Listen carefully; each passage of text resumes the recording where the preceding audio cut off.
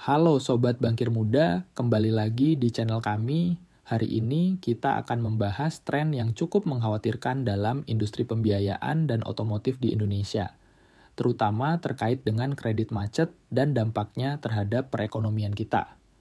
Apa yang sebenarnya terjadi? Mari kita ulas lebih dalam. Sepanjang tahun 2024, rasio kredit macet atau non-performing loan (NPL) di industri pembiayaan meningkat. Berdasarkan data dari Otoritas Jasa Keuangan atau OJK, rasio kredit macet industri pembiayaan naik dari 2,5% di Januari menjadi 2,62% di September. Meskipun ada sedikit perbaikan pada Agustus lalu, tren ini tetap menunjukkan adanya masalah dalam kualitas kredit.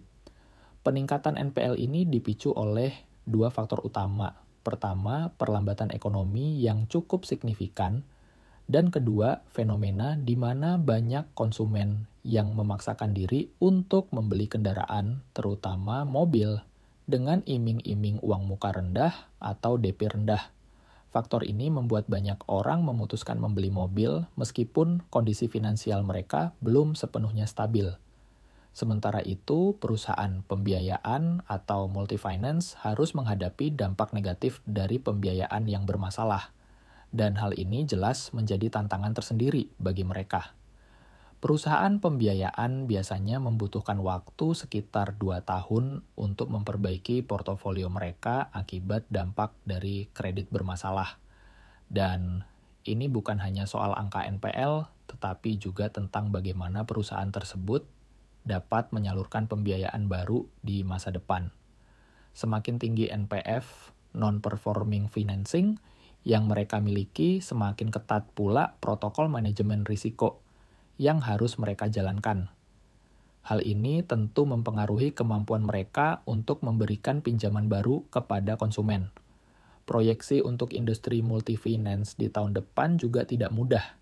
Indonesia masih menghadapi tantangan besar, mulai dari ancaman geopolitik yang belum reda, hingga potensi penundaan penurunan suku bunga, serta beban fiskal yang cukup berat.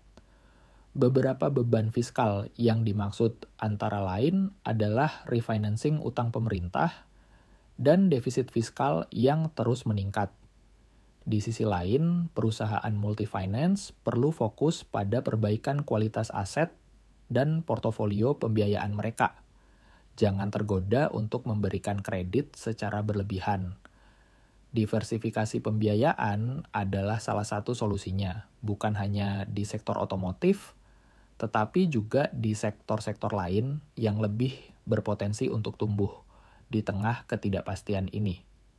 Seiring dengan kenaikan kredit macet, industri otomotif Indonesia juga mengalami penurunan yang cukup signifikan. Gabungan Industri Kendaraan Bermotor Indonesia atau GAIKINDO terpaksa menurunkan target penjualan mobil domestik mereka untuk tahun 2024.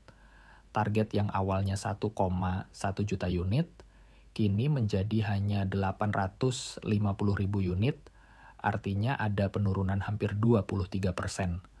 Data dari Januari hingga September 2024 menunjukkan penurunan penjualan yang cukup tajam, baik dari sisi wholesale maupun retail sales. Wholesale turun sekitar 16%, dan retail sales turun 11,9%. Hal ini tentu berdampak pada seluruh ekosistem pembiayaan otomotif. Sementara itu, piutang pembiayaan juga mengalami pelambatan.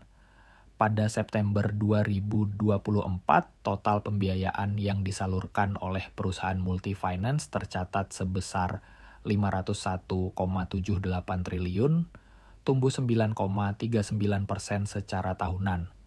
Namun, jika dibandingkan dengan tahun lalu yang tumbuh 15,42%, ini jelas menunjukkan adanya penurunan signifikan dalam pertumbuhan pembiayaan. Jadi Sobat Bankir Muda, dapat kita simpulkan bahwa meskipun ada upaya dari perusahaan pembiayaan untuk terus tumbuh, ada banyak tantangan yang harus dihadapi baik dari sisi ekonomi, penurunan penjualan otomotif, hingga peningkatan kredit macet. Solusinya adalah menjaga kualitas pembiayaan dan tidak tergoda untuk mengejar target jangka pendek. Apa pendapat kalian tentang kondisi ini? Apakah kamu juga merasa terpengaruh dengan kondisi kredit macet ini? Tulis komentar di bawah dan jangan lupa like, share, dan subscribe untuk informasi menarik lainnya seputar dunia keuangan dan bisnis.